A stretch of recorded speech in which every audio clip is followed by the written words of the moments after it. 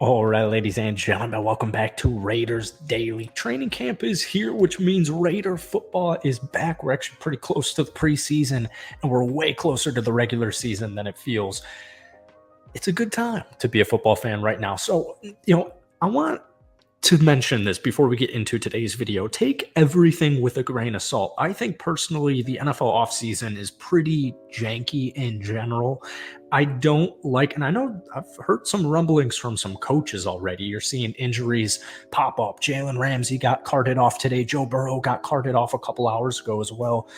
The way the offseason is just so weird. Injuries are bound to happen, but one thing I want to say is, because I saw the Raiders first report was that things looked shaky.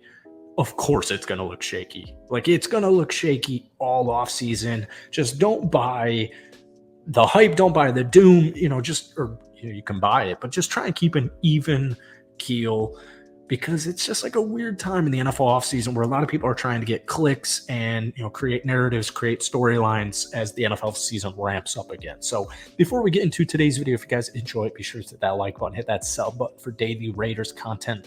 Let's try and hit 100 likes on tonight's video as we try to push for 10,000 subscribers by the start of the regular season. So, I was doing some research, and one thing that I think is applicable to the Las Vegas Raiders this season is actually something similar to the Seahawks of last year. The Seahawks 9-8, they made the playoffs, but previously, this time last season, the Seahawks hype was not what it is right now, because essentially they were projected to win 4 or 5 football games. They were actually expected to be one of the worst 3 teams in the National Football League, no matter who you asked, unless it was probably a Seahawks guy. And they, Geno Smith, comeback player of the year, they had a top 10 offense. Their defense was bad, and they still made the playoffs. So, I see all this doom and gloom with the Raiders when it comes to Jimmy G. Well, for me, Jimmy G is a class act. I know, people like to say, oh, he got carried by his defense. He's not a winner. He just got carried by his defense. He's injury prone, Jimmy, torn blank, Garoppolo, whatever it is. Jimmy's a great leader, and you're already seeing the chemistry with these wide receivers, and you're already hearing the rapport of just who Jimmy is as a leader, as a person, as a player. You're hearing it from both sides of the football, but specifically Davante Adams. It seems like Davante and Jimmy G's chemistry already is there, on and off the field. These are 2 really talented football players. And I think that the Raiders offense next year is going to really surprise some people. I think they have a really sneaky offensive line. And I think there are guys who are ready to establish themselves as extremely legitimate forces in the league. Guys like Dylan Parham, who was drafted last season. These guys are expected to come in here and do their job. Now, we saw in the second half of the season last year, the Raiders' offensive line was solid. We saw it pay dividends with Josh Jacobs immediately. Jacobs was the leading rusher in the National Football League. And I know we've said this time and time again, but Josh Jacobs is still on the Raiders. So you have the leading rusher from last season, and you have the best wide receiver in the league, or I guess, Justin Jefferson, Jamar Chase are climbing up the leaderboard or the ranking. So I don't think anybody's going to dispute Davante Adams as a top 3 wide receiver. Jacoby Myers, Hunter Renfrow, the kind of 3-headed monster at tight end, more of a 2-headed monster. OJ Howard, more of a depth piece to have. Austin Hooper and Michael Mayer, 2 great tight ends. These are really solid tight ends. Alex Hooper's a veteran in this league who's had many consecutive successful seasons at tight end, and Michael Mayer has a ton of hype, rightfully so, coming into this league.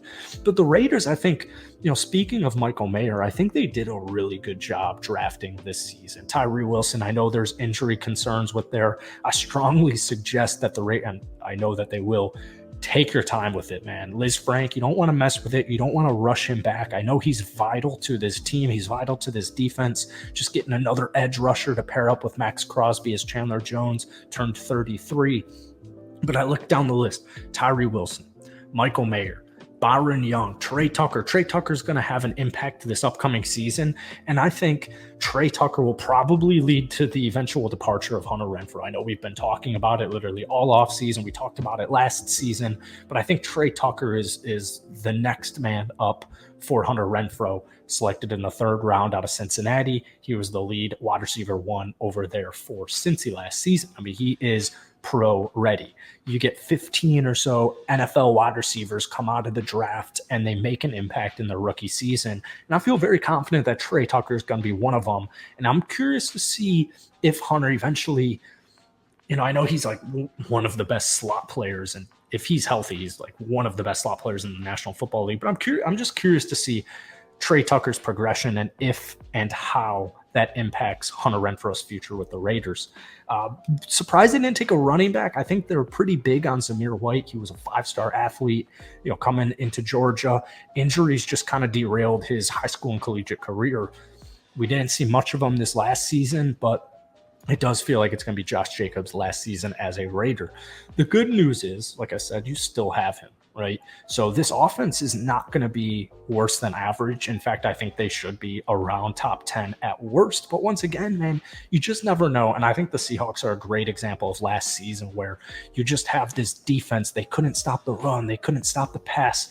There was a lot of young bodies on that team. They just needed to fill out the gaps. And I think it's similar to what we saw with the Raiders last season. At the end of the day, man, the offense blew a lot of games, especially in the first half of the season, that I think the defense kind of gets a lot of slack thrown their way when the offense just couldn't put points on the board. Like, think to the Saints game. Like, what else is the defense supposed to do other than give up 20-plus points if your offense cannot move it past the 50-yard line? Like, your defense is going to be out there the whole freaking time. As much as Josh Jacobs can run, your defense is going to be out there a lot. But moving down the list, Ja'Cory Bennett, even to Aiden O'Connell, I don't think we'll see him this year, but you might. I'm curious to see what he's going to look like in preseason. It is interesting that they took him in the 4th round as well.